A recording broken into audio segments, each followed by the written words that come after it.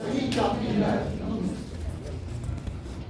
Si hablamos de el tipo de mecanismo de una hemorragia, puede ser externa, puede ser interna o puede ser exteriorizada.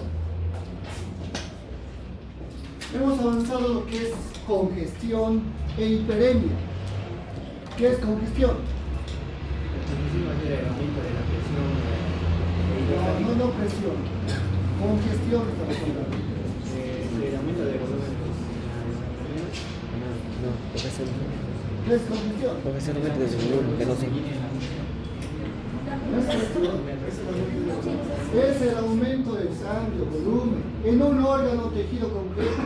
Venoso, las venas. Hiperemia es lo mismo. Lo mismo, pero las Aumento arterias. de sangre en un tejido concreto. La diferencia es el tipo de sangre. En la hiperemia es sangre arterial que se va acumulando. En la congestión será sangre Venosa.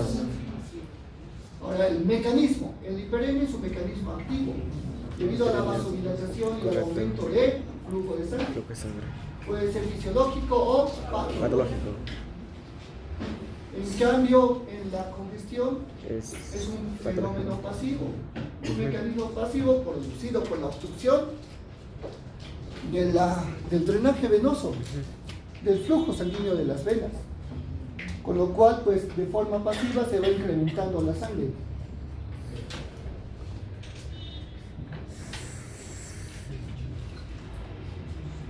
Además, la coloración es típica de la hiperemia y de la congestión. Kilia Brayson. ¿De qué color se ponen los tejidos hiperémicos? Se van a poner de color rojizo debido al tipo de sangre. Rojizo. ¿Cómo se denomina ese signo? Hiperémico.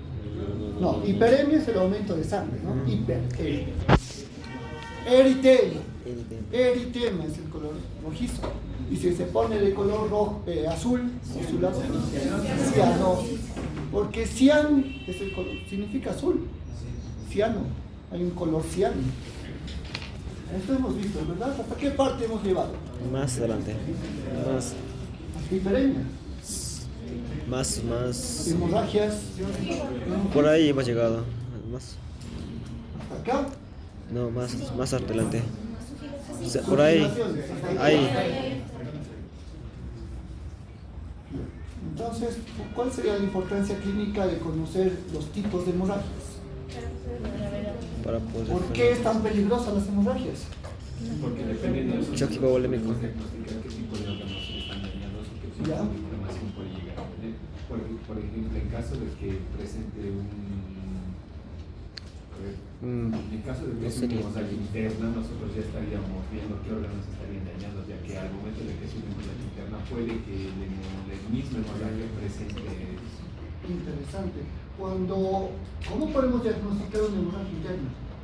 Mediante, si en caso de que tengas tos, puede expulsar directamente la sangre al momento de toser, o directamente puede llegar a ser al momento de hacer sus heces fecales. Llenado capilar. Llenado capilar, pues es un dato muy importante. Va a estar aumentado, ¿verdad? O sea, va a ser más de 2 segundos el llenado capilar. ¿Debido a qué? Cuando hay hemorragia se pierde sangre, ¿verdad?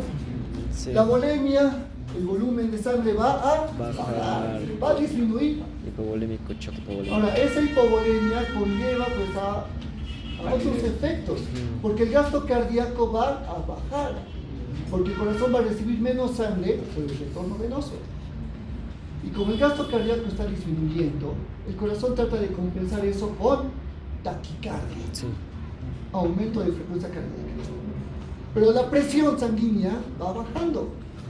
Entonces, dos cosas aparte del llenado capilar: Validez. taquicardia Cardia.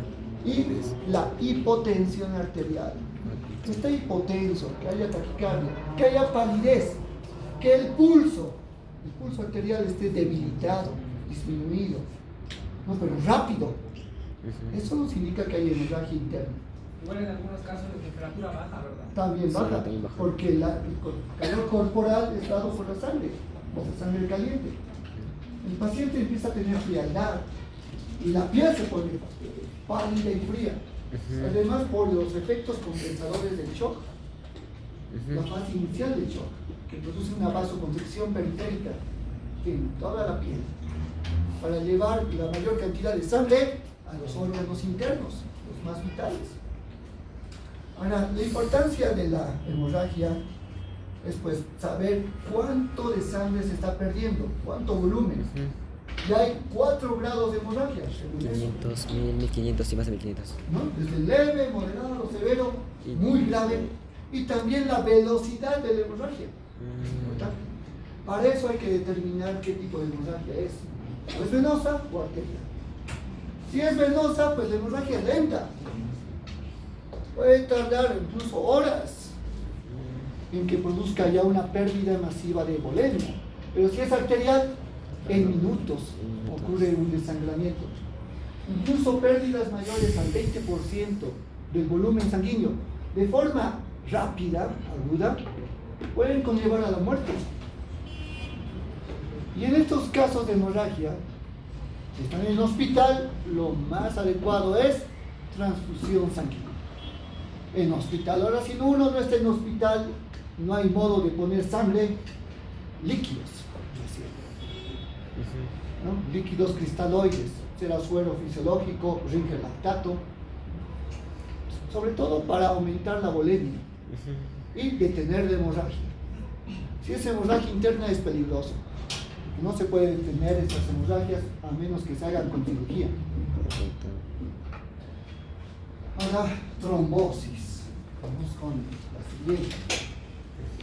Al decir trombosis, es un tipo de alteración de la coagulación.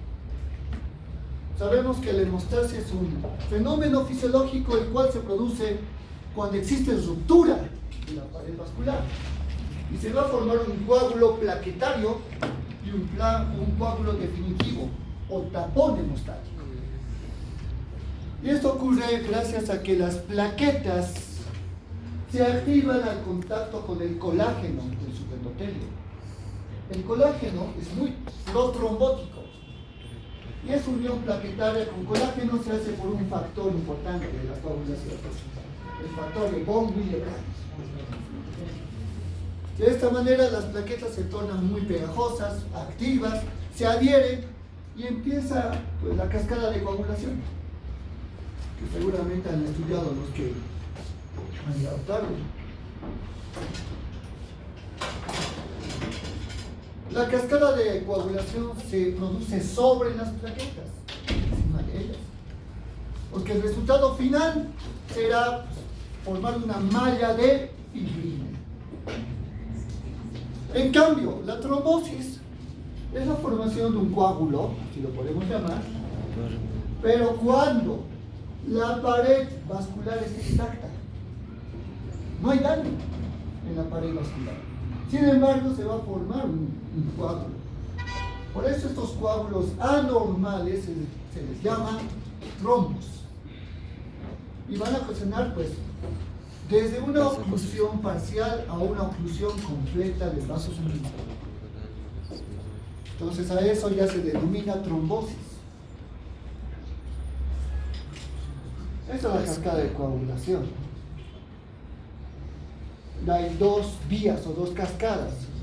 La vía extrínseca, la cual... A ver, ¿cuál es la diferencia de estas 2 vías?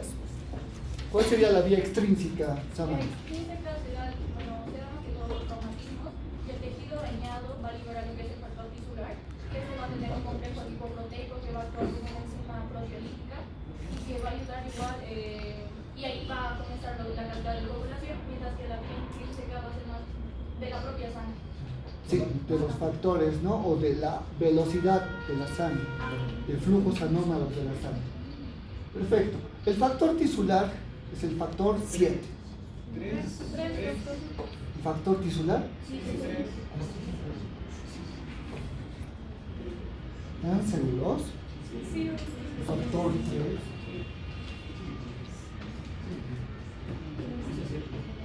El factor 10 es el factor convergente de ambas vías. El factor 2 es la protrombina. El factor 1 es el fibrinógeno. con el factor 8. A ver, la vía extrínseca comienza con el factor 7 y la vía intrínseca con el factor 12. Aquí está. ¿Tengo o no tenemos? Aquí el factor tisular, FT. Vía extrínseca, ¿verdad? Factor tisular. Estas son las mallas de fibrina que se van formando gracias a la acción de las plaquetas.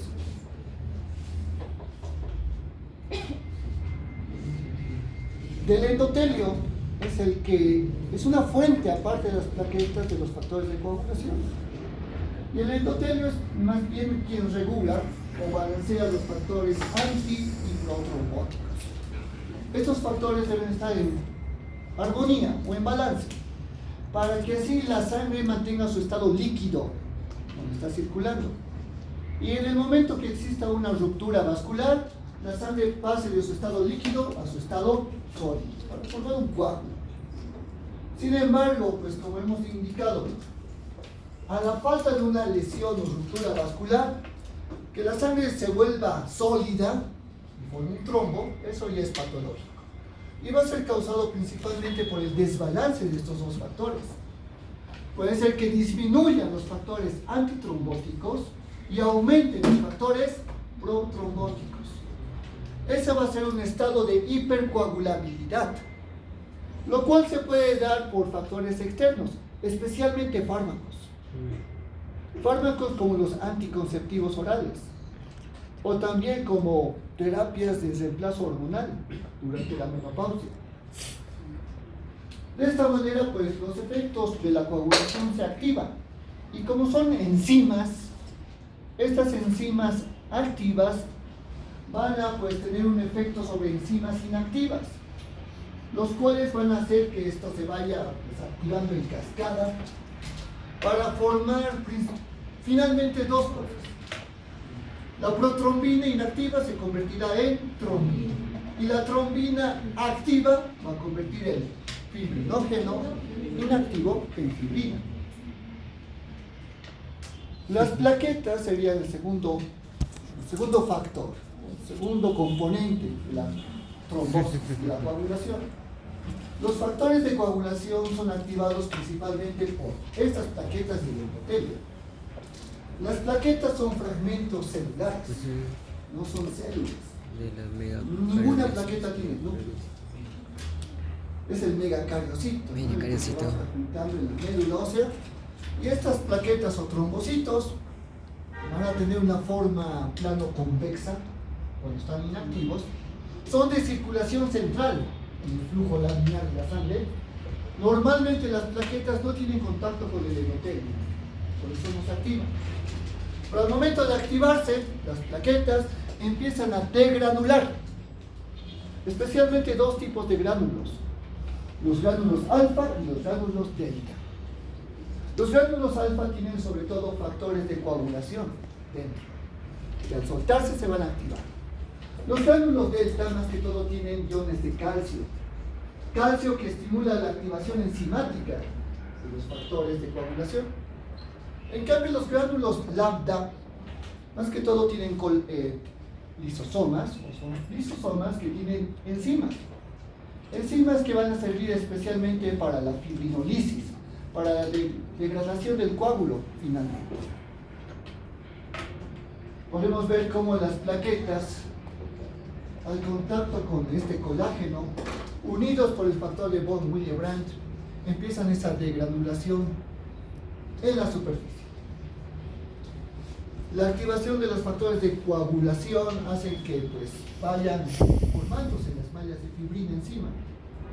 Ahora, las plaquetas van a tener adherencia. Su glucocáliz se vuelve más pegajoso, o sea, por la formación de más glucoproteínas de adhesión. Su forma cambia, se expande en sí. Y esto se denomina agregación.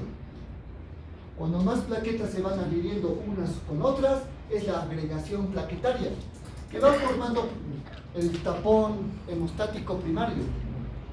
Es un tapón plaquetario prácticamente. Pero como la hemostasia se está produciendo con la cascada de coagulación, este tapón ya se va pues haciéndose más denso con la malla de fibrina, haciéndose ya un tapón definitivo o hemostático definitivo, el cual ya es irreversible. Podemos ver cómo sobre ese tapón de plaquetas se va formando la fibrina. Solamente in situ. La fibrina se va a producir solamente en el área donde están las plaquetas agregadas. Ahora hay que también tener en cuenta que los factores de coagulación están circulando por la sangre. La sangre no se detiene, la sangre sigue avanzando y en su paso va arrastrando factores de coagulación. Es por eso que hay mucho peligro de que en cirugías se puedan producir trombosis, porque durante la cirugía va a haber incisiones. Esas incisiones están causando hemorragias. Esas hemorragias están permitiendo que la coagulación se vaya activando. Pero como la sangre sigue circulando, esos factores activados de la coagulación van a activarse en otras partes más lejanas. Y puede ocurrir trombosis. Puede ocurrir isquemias en otros órganos. Es muy importante por eso tener mucho cuidado en la formación de trombos. Aquí están los factores del 1 al 13 con sus respectivos nombres.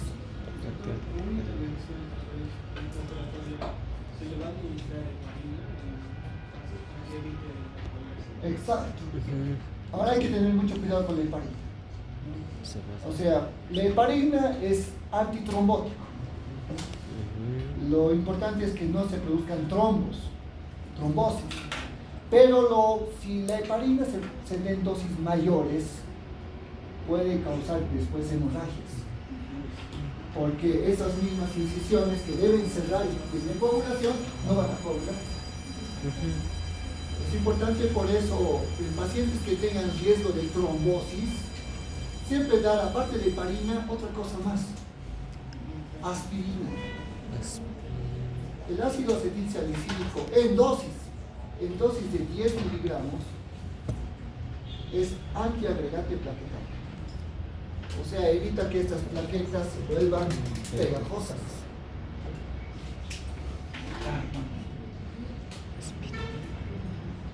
Y esta sería justamente lo que es la cascada de coagulación. La vía extrínseca con el factor tisular. Acuérdense de que la lesión a tejidos, la lesión de tejidos tisular por heridas es lo que activa la vía extrínseca con el factor tisular. En cambio, el factor 12 es el factor que se va a activar en la vía intrínseca cuando la sangre tenga alteraciones de flujo. Puede ser que la sangre esté muy detenida, muy lenta, y al detenerse la sangre, al estar en éstasis sanguínea, la coagulación empieza a activarse. Lo que sucede cuando una persona muere, porque como el corazón deja de latir, la sangre completamente se detiene la circulación y la sangre empieza a coagularse.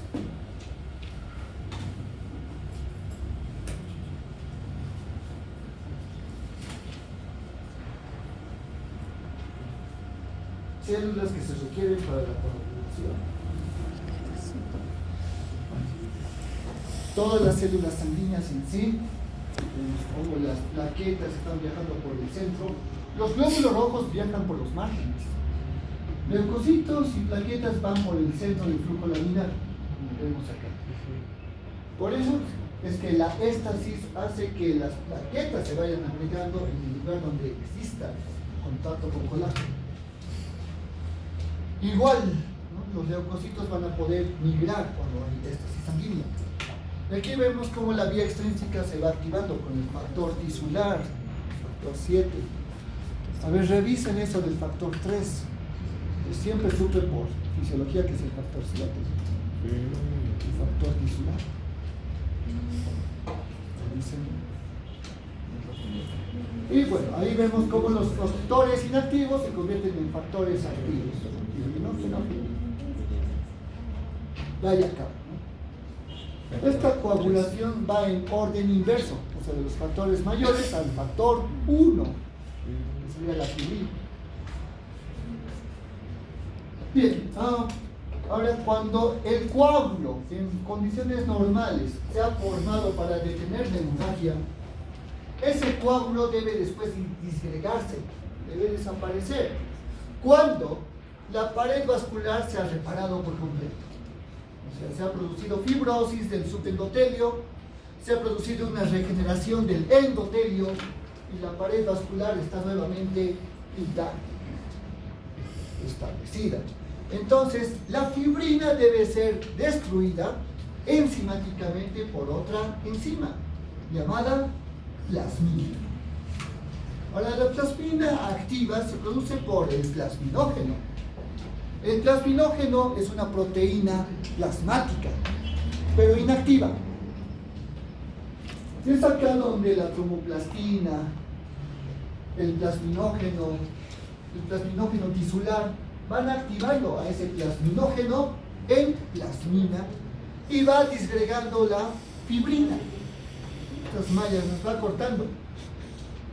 Las mismas plaquetas van a soltar lisosomas, o sea, enzimas lisosómicas, para poder disgregarse, poder destruirse.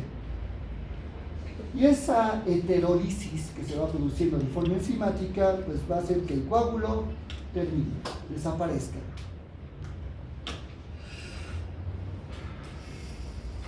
Ahora vamos a pasar a la segunda parte.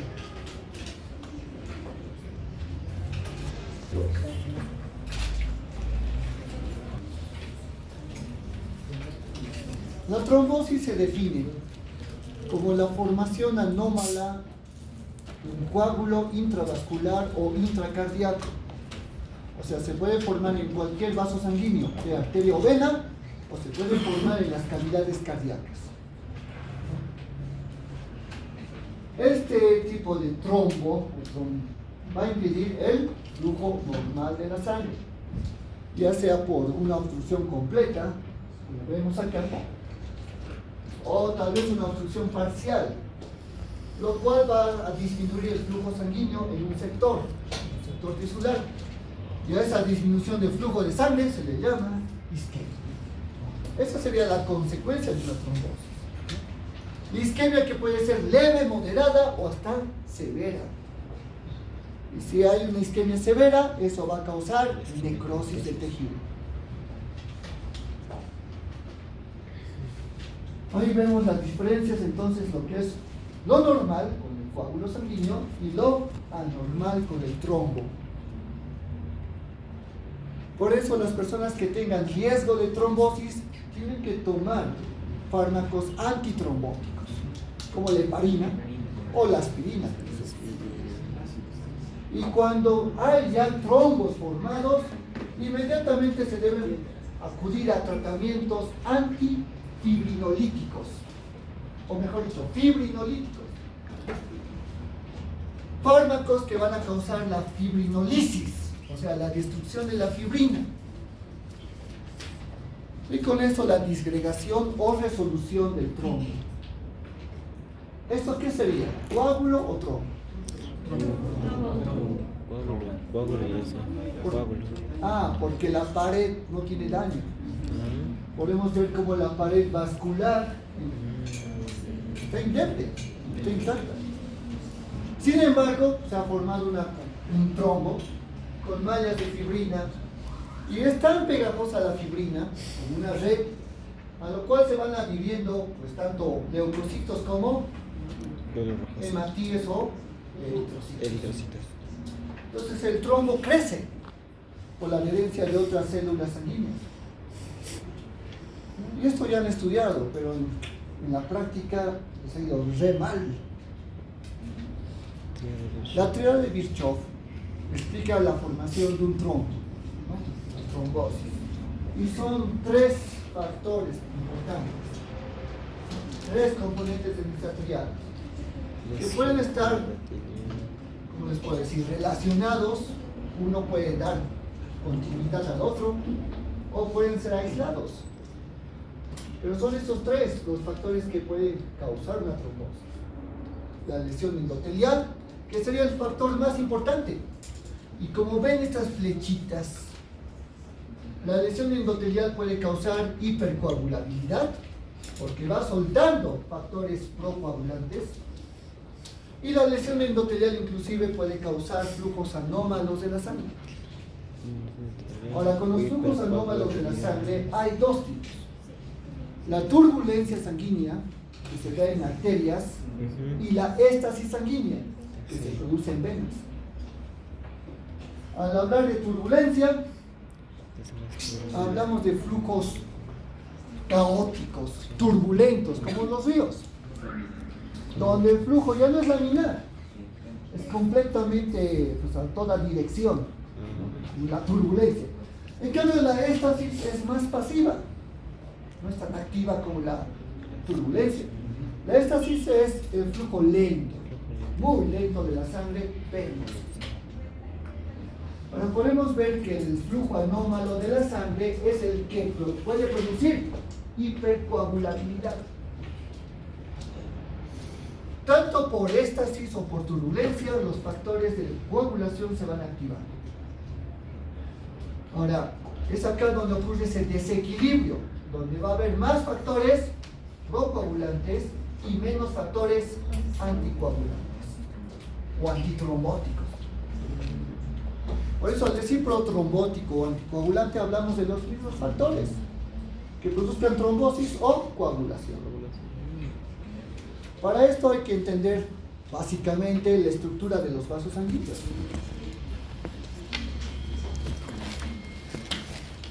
A ver. Ana Belén Quispe, ¿está? No llegó. Camila Cano. Tampoco, ¿no? Aguilar Yesenia. Aguilar Yesenia. ¿Dónde está? Díganos cuáles serían las tres túnicas histológicas de una arteria.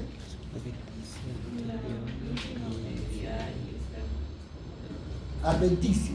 Adventicia. Está bien. ¿Dónde está? Aliaga, ¿no? Aguilar, perdón. Aguilar Aliaga Ronaldo. Está hasta aquí. Díganos cuáles serán los componentes de la túnica íntima. Los componentes histológicos que estamos viendo ahí, de la túnica íntima. Endotelio.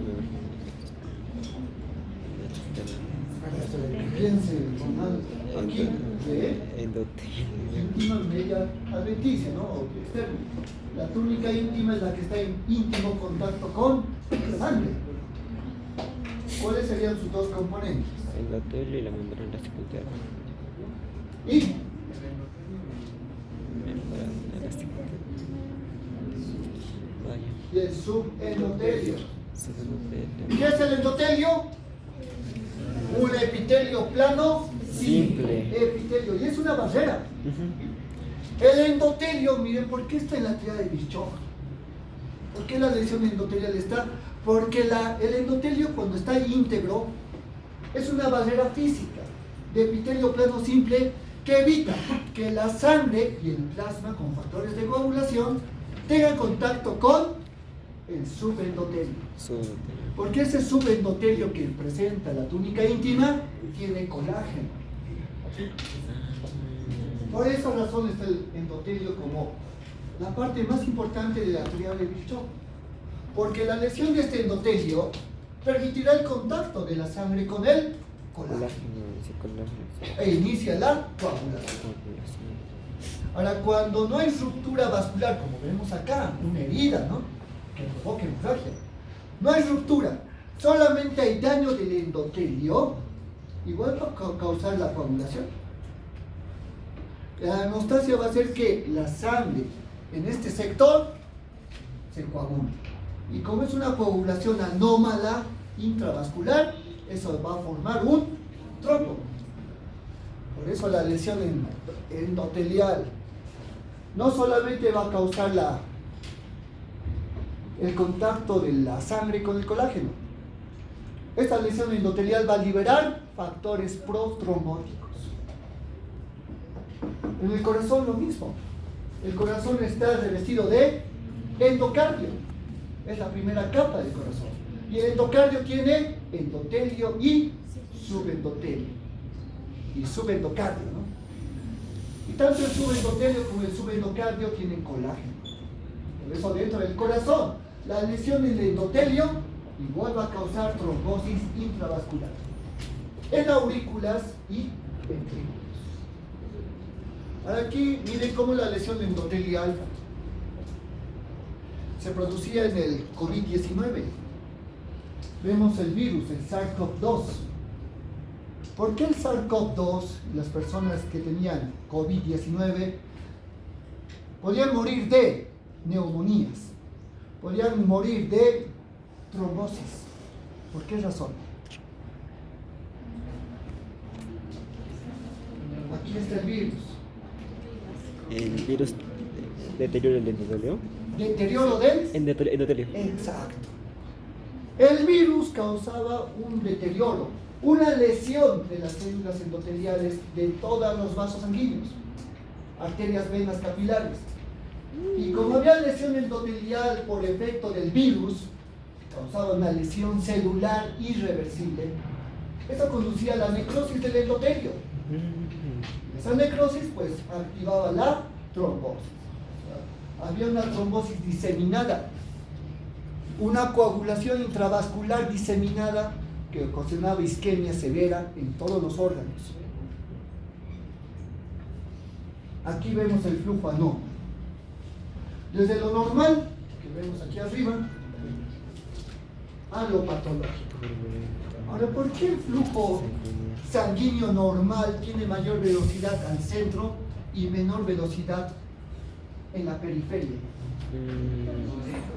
Seguro que yo leí, porque es física, es que en los vasos hay mayor resistencia por las paredes, entonces eso disminuye el paso. Entonces en el centro no hay esa resistencia, entonces permite el paso libre. Y además tiene que ver con la propiedad del cizallamiento, que va a ser la variación y eso permite el paso. Correcto. O sea, hay resistencia del flujo sanguíneo que vemos acá, precisamente por el cizallamiento que tiene con la pared. Con las paredes. ¿En serio? Correcto. ¿Alguien tiene flashcards? ¿Tarjetas?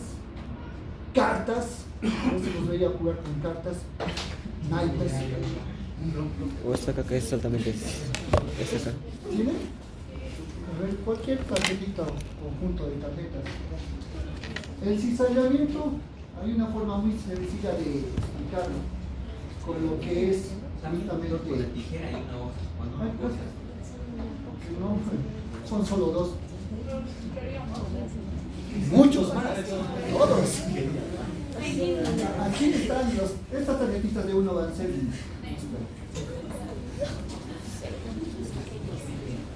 Imaginemos si esta es la sangre, jóvenes, con tarjetitas, están ordenadas de forma laminar.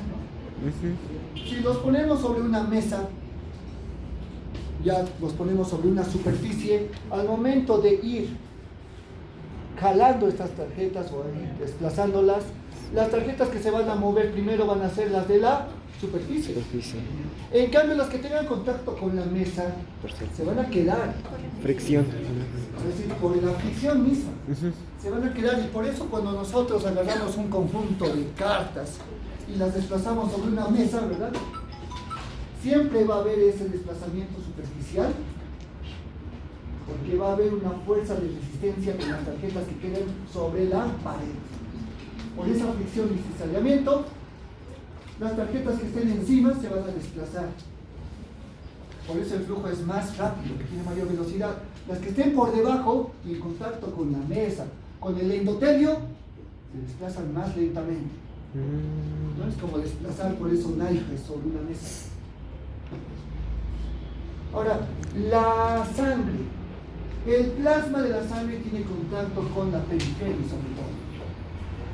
Los glóbulos rojos viajan en la periferia normalmente. Los leucocitos y las plaquetas viajan por el centro. Por eso, cuando hemos estudiado la inflamación y la migración leucocitaria, ¿se acuerdan de la marginación? Los leucocitos se marginaban y recién iban al margen. Y el contacto con el endotelio, mientras iban rodando, el rodamiento, permitía que las moléculas de adhesión se puedan activar para que se adhieran los leucocitos. ¿Por qué? Porque han ido al margen, han salido de su flujo normal. Lo mismo con las plaquetas. Si las plaquetas tienen contacto con el endotelio, se activan. Aquí vemos el flujo turbulento, ¿no? Flujo anómalo. Y como la sangre arterial tiene mucha velocidad y mucha presión, eso hace que la sangre arterial pues, pueda chocar con las paredes, haciendo que las plaquetas reboten con el endotelio y se activen. Un ejemplo de flujo turbulento podría ser dentro del corazón, la fibrilación auricular. El corazón no tiene que latir, sístole, diástole. Pero cuando fibrila, cuando hay fibrilación, es como un temblor. No es una sístole completa, es una sístole temblorosa. Y este temblor hace que la sangre en la aurícula tenga turbulencia. Ahora la éstasis, vemos que el flujo es demasiado lento, tan lento que hasta puede detenerse.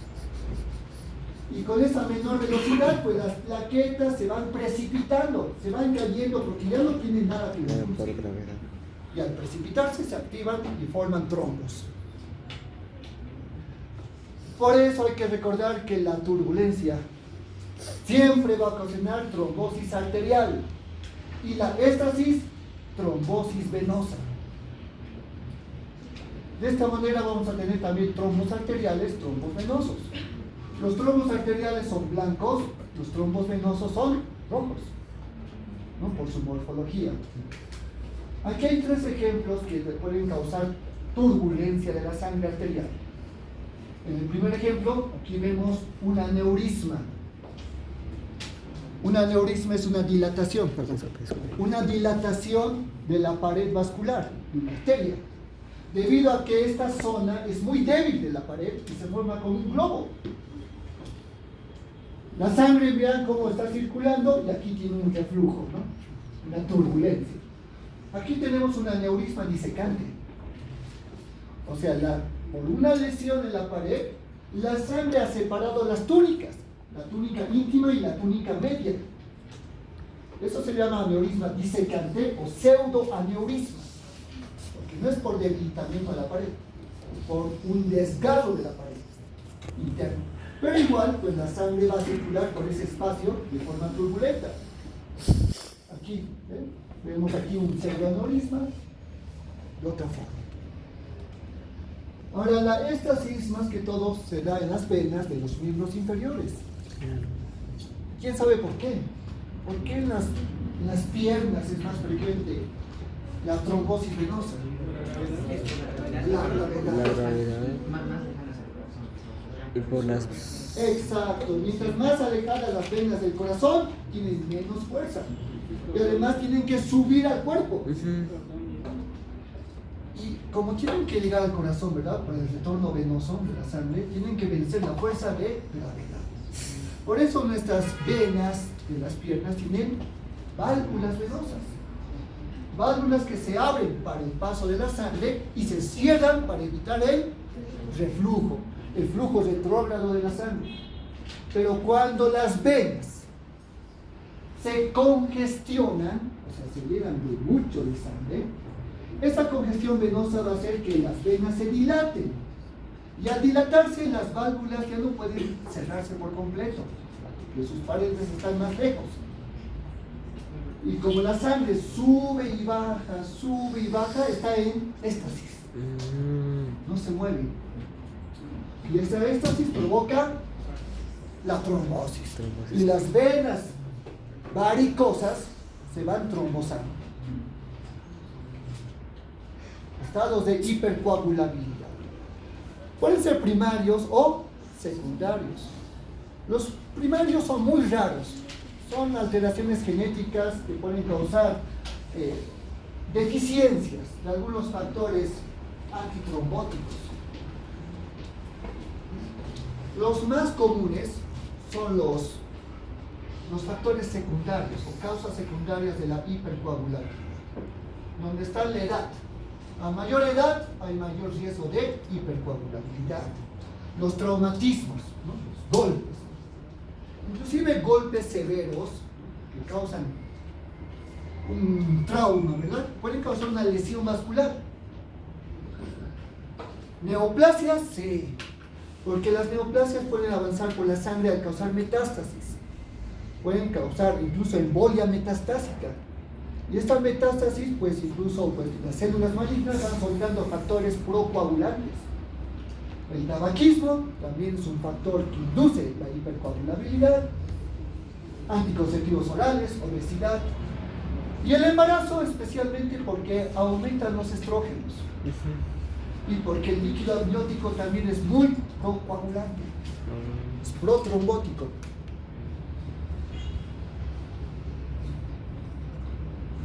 Bien, ahora morfología. Esta es pregunta de examen porque esta ya es patología. En la morfología de los trombos hay 4 tipos.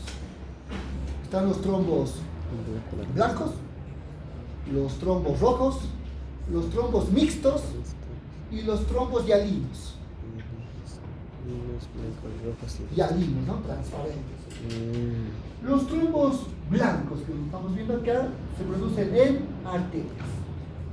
Entonces hay que imaginarse que es una arteria y para formarse un trombo, cualquiera que sea la causa, lesión endotelial, turbulencia de la sangre arterial, o sea, estado de hipercoagulabilidad, los trombos siempre van creciendo a la misma dirección del flujo sanguíneo arterial.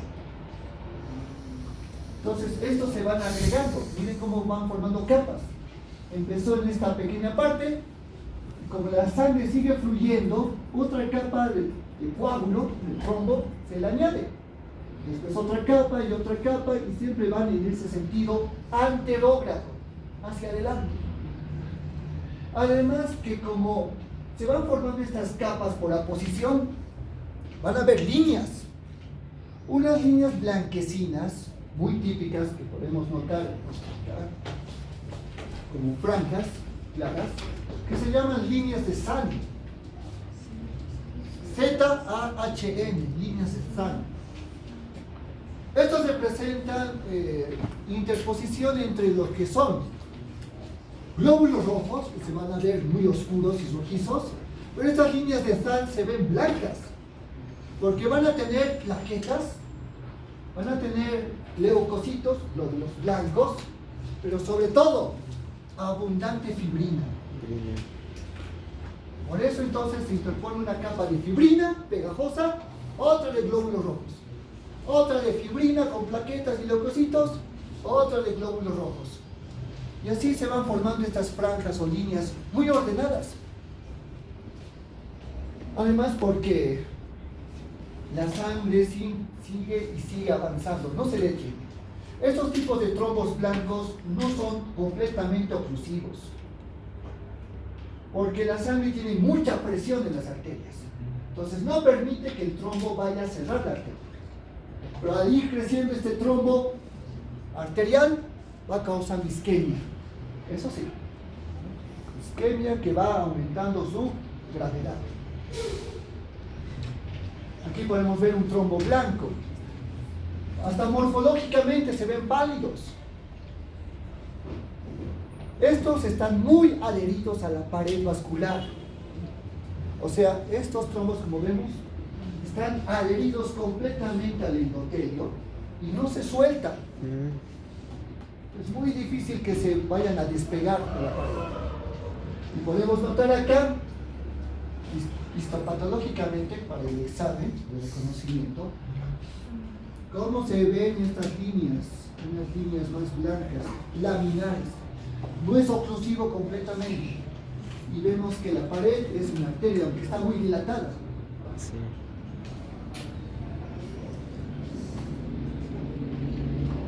Ahora, los trombos rojos. Estos ocurren en venas. Ya sabemos el mecanismo. ¿Por qué se produce la trombosis venosa? Sería principalmente por la lesión de la... No, por la Éstasis sanguínea. Por eso se produce, por la éstasis. Flujo lento de la sangre. Y como la sangre va muy lentamente, aquí se produce la coagulación y no hay fuerza de la sangre venosa que impida que el trombo pues deje de crecer. ¿Sí? Una pregunta, ¿el trombos ojos se puede dar? ¿Puede que una de las causas del trombos ojos sea el trombo blanco? Eso sería un trombo mixto. Pero puede que una de las causas sea el trombo O blanco. sea, el trombo blanco Puede llegar- no es una causa. Porque en Es la caso de que, morfología. en cambio, usted lo dijo que mediante la éstasis se puede llegar a ocasionar el trombos ojo o la coagulación directamente de las venas. Entonces, ¿cómo vas a reducir el nivel del flujo sanguíneo a nivel de los trombos blancos? Puede que... Trombos blancos, no le entiendo esa parte. O sea, Perdón. Debido a que va a bajar el nivel de volumen de las arterias por el trombo blanco que se está logrando dar, puede que esa misma sea una causa para que se dé un trombos ojo. ya, pero las arterias salen del corazón, ¿verdad? Y las arterias se ramifican en capilares. Sí. Y los capilares se reúnen para formar venas. O sea, que haya un trombo blanco, me dice, a nivel arterial, sea una causa para el trombo rojo. O sea, pensemos que puede causar isquemia, ¿verdad? Sí. Isquemia. Y la isquemia lesiona los tejidos, necrosis. Prácticamente, pues el flujo sanguíneo se va a reducir. Puede haber éstasis, sí, podría ser. Todo lo que cause éstasis sanguínea va a ser una causante. ¿Sabes? Ahora, este tipo de trombos, como les decía, por éstasis se da en venas alejadas del corazón. Por eso los miembros inferiores son los más afectados. Segundo, siempre tiene que ser por éstasis prolongada. Por eso, en el caso clínico que les ha tocado un grupo de la señora que viajaba en bus sentada 8 horas y tenía éstasis muy prolongada en las piernas, justamente con obesidad, menopausia. Tenía muchos factores de trombosis. El flujo o el crecimiento del trombo siempre va a ser retrógrado en este caso, porque hay éstasis venosa. Entonces la sangre, como se ha detenido, y es totalmente oclusivo este trombo rojo, la sangre, como no puede pasar, se hace parte del trombo. Entonces el trombo se va propagando, se va creciendo de forma retrógrada al flujo de la sangre venosa. Por la éstasis no va a haber flujo laminar, por lo cual no se forman líneas de SAN ordenadas y van a ser muy escasas, muy pocas líneas de SAN. Por eso lo que más tiene este tipo de trombo es glóbulos rojos. Por eso es rojo, por la cantidad de eritrocitos pegados al trombo. Plaquetas, fibrina y glóbulos blancos van a estar desordenados y no hay esa forma rojiza o ese color rojo. Podemos ver macroscópicamente que este trombo es oscuro, rojizo, rojo oscuro. Además, no están de todo completamente adheridos a la pared, lo que hace que estos trombos puedan tal vez desprenderse por completo, convertirse en un émbolo, o puedan fragmentarse, partirse pequeños trozos del trombo, y se llama tromboembolia. Y vemos la oclusión, ¿no?, completa, la desorganización de todo lo que es el material del trombo, sin líneas de sangre que estén visibles. Ahora, el trombo mixto es un tipo de trombo que se puede formar en arterias.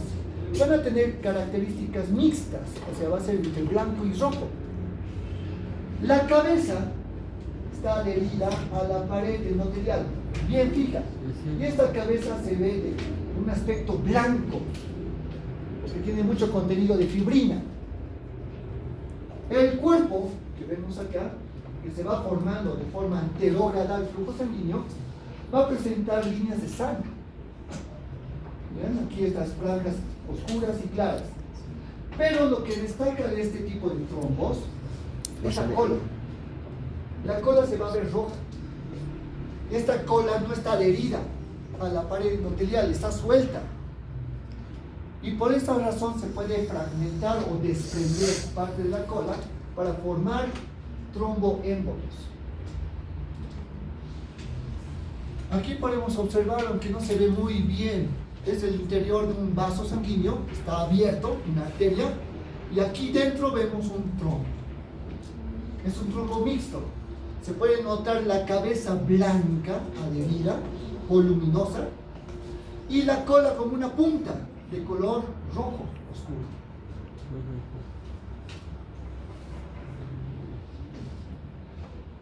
Y los trombos hialinos se forman especialmente en capilares. En capilares el flujo sanguíneo es muy reducido, no hay mucha presión de la sangre, y estos trombos están formados especialmente por fibrina, plaquetas, por lo cual tiene un aspecto transparente, hialino, tiene poca celularidad y va creciendo pues de forma retrógrada por el poco flujo o poca presión de la sangre capilar. Estos se dan especialmente en mordeduras de serpiente. El veneno de las serpientes tienen factores protrombóticos que producen la coagulación. Entonces, al haber una coagulación intravascular diseminada por el veneno, lo que se va coagulando es la microvascularización, especialmente capilares. Y todos los capilares se tapan, ¿no? Se activa la fibrina en las plaquetas, se forman estos trombos hialinos y producen la isquemia severa en todos los órganos, la falla orgánica múltiple y la muerte.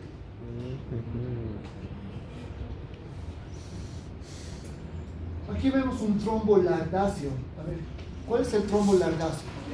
El blanco, intravascular. Miren lo grande que es ese trombo y está bien adherido a la pared. Entonces, estos trombos, especialmente los blancos, sangre arterial, van creciendo con mucha lentitud. Son muy lentos en crecer, por eso adoptan tamaños muy voluminosos.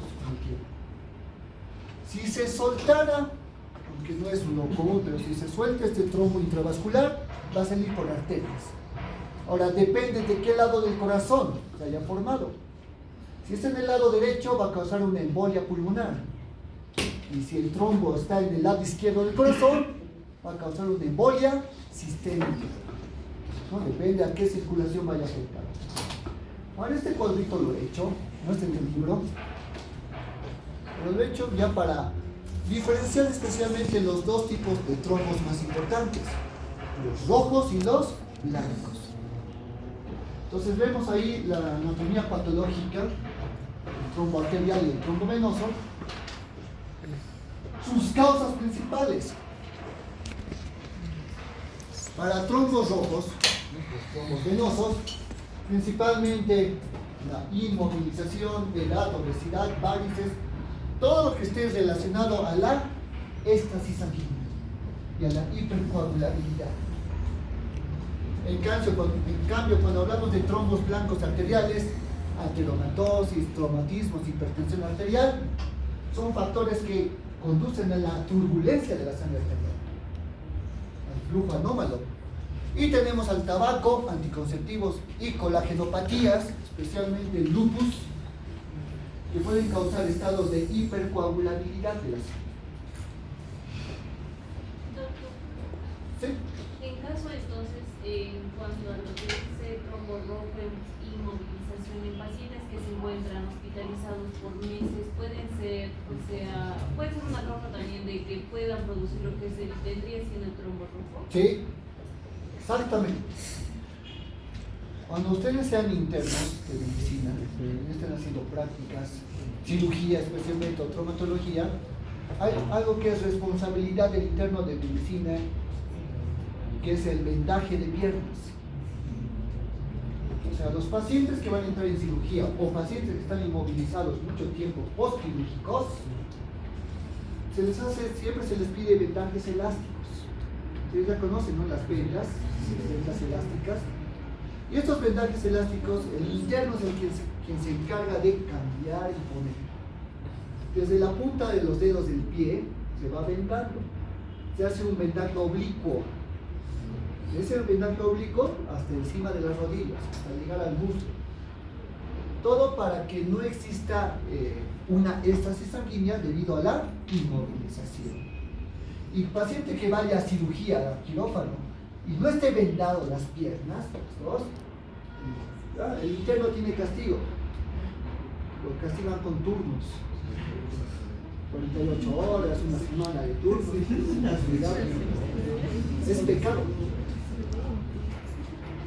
Especialmente cuando en la cirugía, ya les dije, hay incisiones, ¿verdad?, quirúrgicas que van a estimular la coagulación de la sangre. Y si hay factores de coagulación circulando y en las piernas no vendadas hay éstasis sanguínea, esos factores activados van a causar trombosis. Por eso es importante ese vendaje elástico compresivo. Para mecanismos, ahí tenemos los dos mecanismos para los dos trombos. Lesión endotelial, especialmente arteriales, por el flujo turbulento. Éstasis sanguínea en las venas. ¿Y cuáles son los vasos sanguíneos más afectados? Arterias, pues la coronaria. Especialmente si lo asociamos con esto, ateromatosis. La arteria aorta también tiene ateromatosis, la carótida también. Son las tres principales, los cuales se pueden obstruir por placas o ateromas, rotos, que pueden causar trombosis.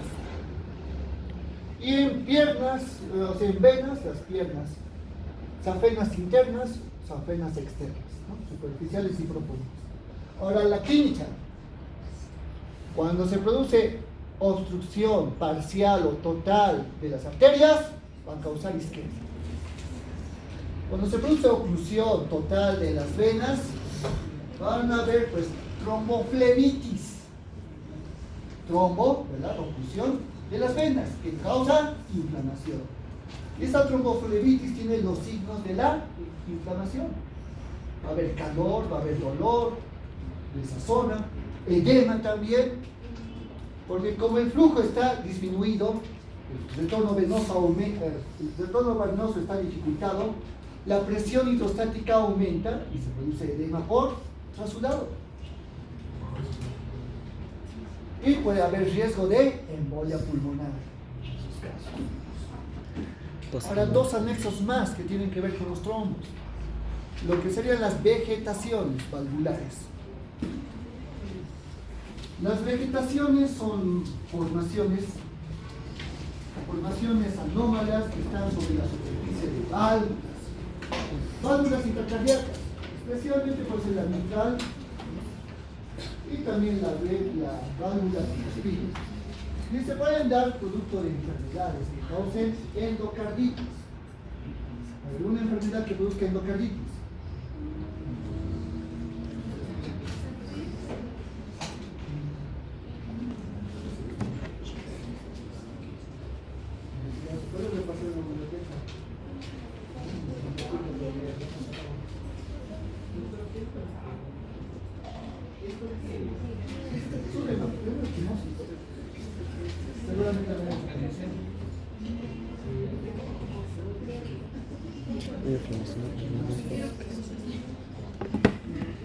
Fiebre reumática por infección por estreptococo puede causar a la larga una endocarditis reumática. La endocarditis, si no es tratada, va a causar esas vegetaciones valvulares.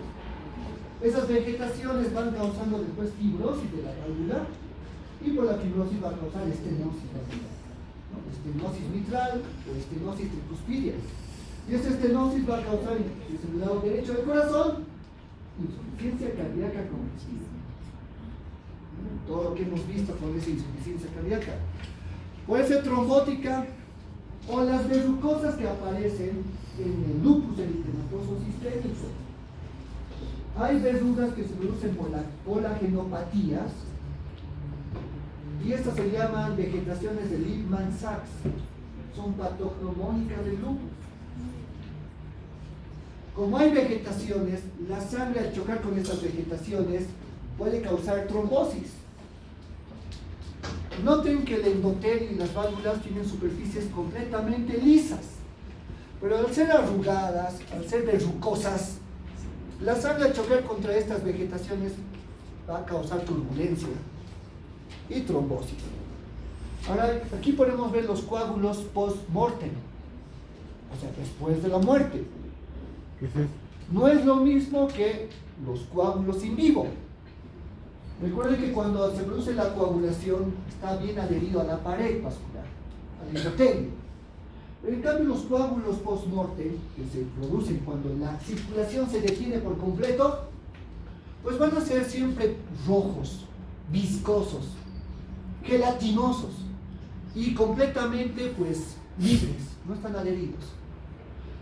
Se amoldan, miren, se amoldan justamente a la forma del vaso sanguíneo, el cual contiene el coágulo. Y si vemos este coágulo con forma de arco o forma de callado, es de la aorta. ¿No? Este es el coágulo de la aorta, arteria aorta. Entonces, esto se estudia, especialmente los forenses identifican esto, para saber si la muerte, ¿no?, o las lesiones han sido antes o después de la muerte, es decir, determinar causas de muerte. Evolución del trombo. Y este dibujito está en el libro de Robbins, así que va a ser pregunta. O sea, ¿qué pasa cuando se produce trombosis? ¿Cuál sería el camino o el destino de ese trombo? Pues hay varios tipos de evoluciones. Resolución, embolia, organización del trombo y su fibrosis, o recanalización del trombo, o directamente crecimiento, o sea, propagación del trombo. Entonces, aquí he preparado estas diferencias. Si hablamos, a ver, de propagación, miren, aquí el trombo se ha formado. Ahora, con la propagación vemos este cambio.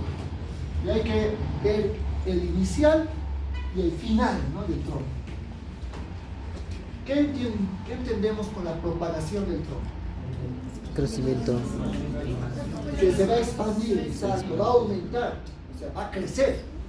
Y va a crecer especialmente pues, por la adherencia de más plaquetas, glóbulos rojos, blancos y fibrina. Eso dependerá si es un trombo rojo o un trombo blanco. ¿Cuál presenta líneas de sangre? Un trombo blanco, ¿verdad? Por eso se ve blanco, porque las líneas son blancas. ¿Y el trombo blanco es anterógrado o retrógrado? Es anterógrado, que va creciendo hacia adelante. Así, a favor. En cambio, el trombo rojo, que es el venoso, es retrógrado y sin líneas de sangre. Entonces hablamos de esa propagación como crecimiento. Y el crecimiento puede ser tan excesivo que puede causar oclusión completa. ¿Qué trombos causan oclusión completa? ¿Los trombos arteriales o los trombos venosos? ¿Cuáles? Los venosos. Los trombos venosos causan oclusión completa por la éstasis. Embolismo, que podemos ver cómo ese trombo puede fragmentarse y tener pequeños émbolos o tromboémbolos, los cuales van a continuar por la circulación hasta obstruir un vaso sanguíneo más pequeño. ¿Bien? Puede ser embolia pulmonar o puede ser embolia sistémica. Depende de dónde esté el trombo de origen. Organización. Antes, resolución. Cuando el trombo desaparece, ha sido eliminado, como vemos acá, gran parte o hasta totalmente el trombo por efectos fibrinolíticos. Pueden ser por tratamientos fibrinolíticos que van a causar la fibrinolisis, ¿no?, la destrucción de la fibrinolisis, o por efectos fisiológicos, como los que hacen los neutrófilos, al soltar, ¿no?, enzimas que causan fibrinolisis. Ahora, la organización es algo ya más grave. Cuando algunos trombos antiguos, mientras más tiempo tengan, estos trombos se van organizando, o sea, se vuelven más duros, más compactos, e inclusive se puede formar fibrosis dentro de ellos. O sea, depósito de colágeno, no de fibrina. Estos trombos organizados pueden causar una oclusión completa, o puede ser que el endotelio empiece a crecer sobre ellos. Entonces se va a organizar el trombo como parte de la pared vascular y se va a fibrosar. O inclusive estos trombos organizados van a formar canales donde la sangre va a poder pasar dentro del trombo.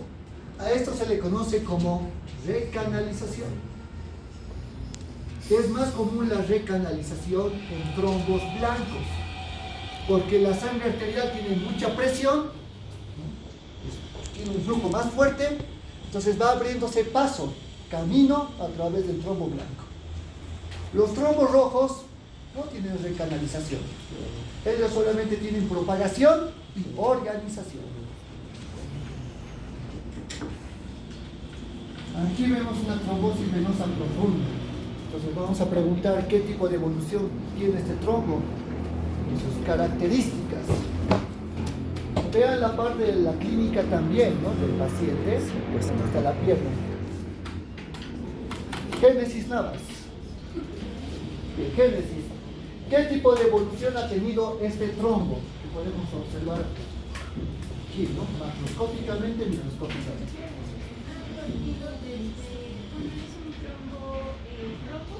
Ya, es un trombo rojo. ¿Qué evolución ha continuado? Ya, cuando hace oclusión completa, ¿cómo se denomina esa evolución? Evolución. Antes de la organización viene la propagación. Crecimiento. Aquí está propagado, miren, casi está completamente oclusivo.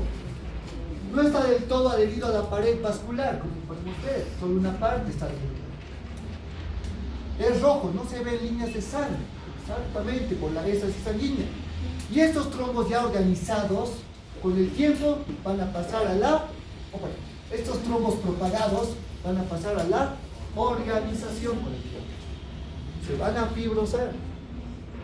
Más tiempo trombosado, más tiempo fibrosado va a estar. Ahora vemos la pierna. Esa es la pierna izquierda y la pierna derecha. ¿Cuál tiene trombosis venosa profunda? La derecha. La derecha, ¿por qué? Por el color rojo. La coloración roja. Ya. Latosa. Está rojizo, ¿verdad? La pierna. Está congestionada por la trombosis. Está hinchada además. ¿Notan el edema? Sí. Y seguramente es doloroso. Algo que hay que notar con la trombosis venosa profunda es que duele. Es un dolor muy intenso, especialmente en el sector de la pantorrilla, cerca del hueco popliteo. Hay el signo de Hoffman, que lo van a aprender. El signo de Hoffman es muy sencillo. Con los 4 dedos, y el pulgar en forma de pinza, se aprieta o se presiona en la parte de la pantorrilla. Si el paciente refiere dolor a esa presión, pues hay trombosis venosa. Si no tiene dolor, pues no hay trombosis. No, ustedes no van a tener trombosis. Jóvenes.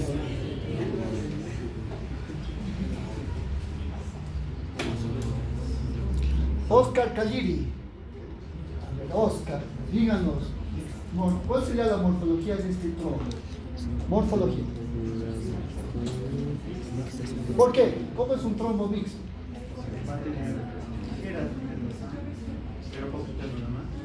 Las líneas de sangre se ven al microscopio, no se ven así. ¿Dónde está la cabeza? ¿A la derecha o a la izquierda? Recuerden que la cabeza tiene un color blanco, la cola tiene un color rojo, por eso es mixto. ¿Cuál sería la cabeza? aquí a mi izquierda o aquí a la derecha. ¿Cuál sería la cabeza? Aquí está la cabeza. Se ve blanco y está adherido a la pared. En cambio, la cola es más oscura, está desprendida. ¿Estos en qué dirección crecen? ¿Anterógrado o retrógrado? Anterógrado.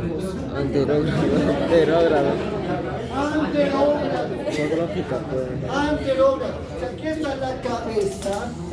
Quiere decir que el flujo sanguíneo es en esta dirección. A esa dirección está yendo la sangre.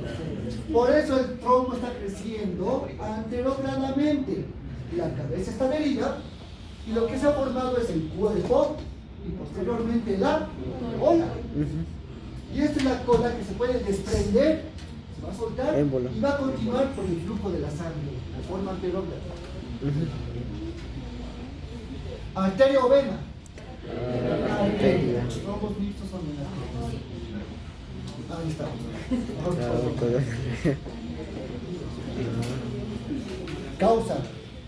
Causa de un trombo arterial. Hipercoagulación. Ya, hipertensión arterial, una causa. Otra. Traumatismos, muy bien. Una más. Tabaquismo, ¿ya? Tabaquismo puede causar arteriales o venosos. Y dice fibrosis del trombo. Esto ya es organización. Trombos muy antiguos, especialmente venosos, son los que se organizan. Y podemos notar el músculo liso, como un anillo, se nota un poco rojo, células cruciformes, pero no hay luz, no hay lumen. Miren, aquí también se puede ver parte de la pared, pero todo está tapado en sí. Hubo una oclusión completa. Ese trombo se ha empezado a fibrosar. Incluso miren cómo la túnica íntima ha desaparecido. Ahora el trombo es parte de la pared vascular. Aquí ya no hay flujo de sangre por ningún lado. Y es lo que ocurre especialmente en las varices. Las varices en las piernas, esas venas varicosas, al momento de trombosarse, con los años empiezan a volverse duros, ¿no? A fibrosarse. Esos ya hay que extirpar, ya no tienen solución. Se hace la flebectomía.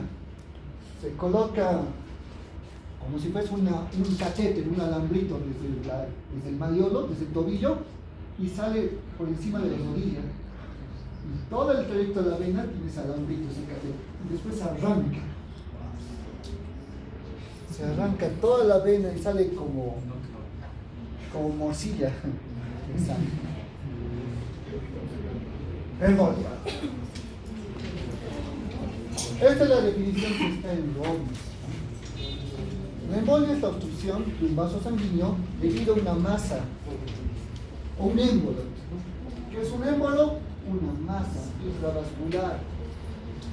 Que puede ser un fragmento de tejido, puede ser un trombo, puede ser un cuerpo extraño, puede ser gas, puede ser líquido, depende, ¿no? Cuál sea su masa. Estas masas intravasculares van a trasladarse desde su punto de origen hacia un vaso sanguíneo más pequeño, donde va a causar oclusión.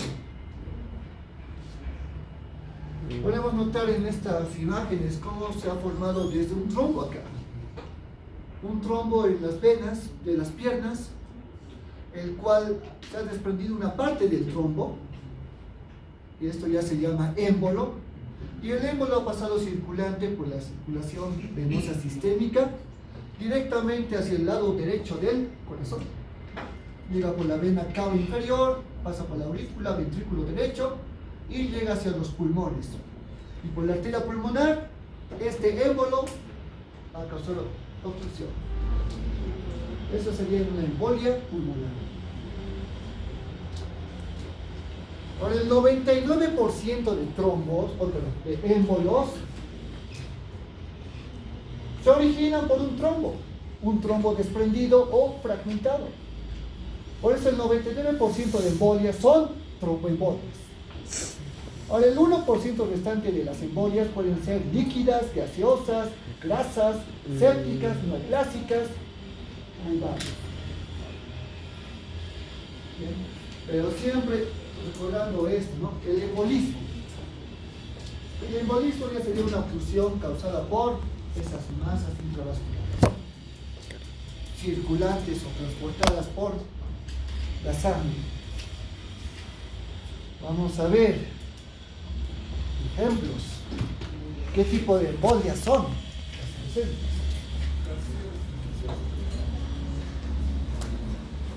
Ignacio Plata.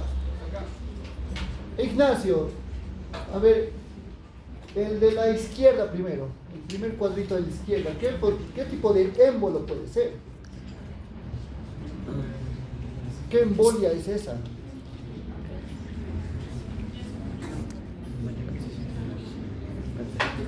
¿Es embolia secundaria a un trombo? No, no es un trombo. A ver, de esto, mira que hemos indicado, ¿no? Tal vez fue muy rápido que pasé la diapositiva. Hemos dicho que el 99% de embolias se deben a trombos, ¿no? Se llaman tromboembolias. Pero el 1% pueden ser debido a grasa, puede ser aire, gaseosa, burbujas, gases, puede ser por líquidos, especialmente líquido amniótico, puede ser debido a metástasis, porque van por la sangre células malignas, cúmulos de células malignas, o pueden ser trombos sépticos, o sea, trombos infectados. Ahora, viendo acá, otra vez vamos a este cuadrito. Trombo metastásico. Dice cómo se propaga el cáncer. Metatástico. No es metastásico. Entonces, miren cómo las células malignas, para poder distribuirse o diseminarse, buscan vasos sanguíneos y también vasos linfáticos. Y a través de la sangre y la linfa pues van causando esa diseminación para ir a otro lugar y establecerse como tumor secundario. Pero en ese trayecto pueden causar embolias. Y una masa de células malignas, por mala suerte, puede causar una oclusión, especialmente en arterias. Las embolias se dan más que todo en arterias porque son las que se ramifican de mayor calibre a menor calibre. Y en algún momento por el trayecto de la sangre arterial, ese émbolo va a quedar atrapado, ocluido. Aquí al medio, embolia gaseosa. Una burbuja, burbujas de aire que coalescen, o sea, pequeñas burbujitas pueden coalescer en una burbuja enorme. Y esa burbuja aérea puede causar una oclusión arterial y no avanzar. Entonces ese lugar va a tener una zona de infarto o la isquemia severa. ¿Y este? ¿Qué tipo de émbolo? Tromboembolia.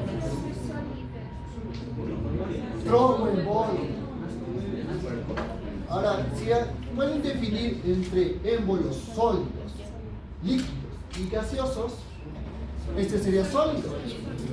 Este sólido. También sería sólido. ¿Una embolia grasa? ¿Sería líquida, sólida o gaseosa?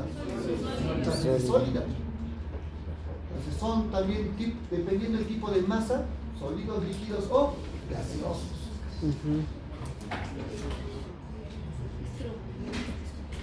Tromboembolia, tromboembolismo. Joven murió por embolia causado por un chupón en el cuello, una sugilación. Ese es casos reales. Ahora, ¿cómo y qué tipo de embolia? ¿Verdad?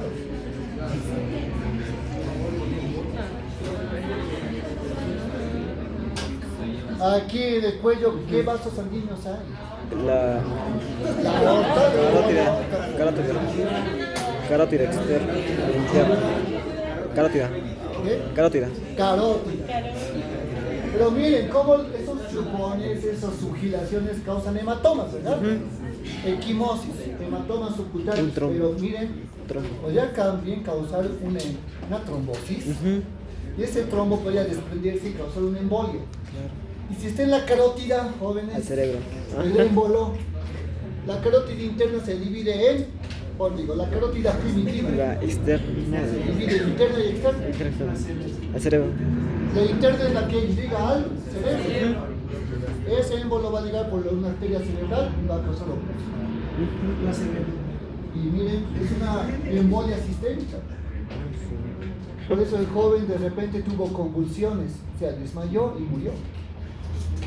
Ha sido una embolia masiva. Mientras más grande sea el émbolo, va a ocurrir un vaso más grande también. Una arteria más grande. Eso es peligroso. De esta forma, ¿no? Ahí está el émbolo responsable. Un tromboémbolo que ha ido hasta una arteria cerebral.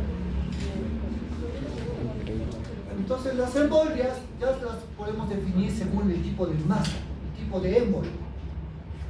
Y también, hablando así del tipo de embolias, si van por circulación sistémica, siempre van a afectar a través de las arterias al cerebro, a los intestinos, a los riñones o a cualquier otra víscera.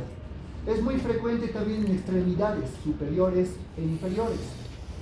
Puede causar un émbolo si va por la arteria braquial, una oclusión, de la arteria humeral, la arteria radial, y en ese momento hay un dolor tan intenso. Cuando un émbolo arterial se ocluye, duele instantáneamente. Y es tan doloroso, y toda la parte que está ahí siendo irrigada, está ocluida, va a causar una isquemia muy severa. Todo se vuelve blanco.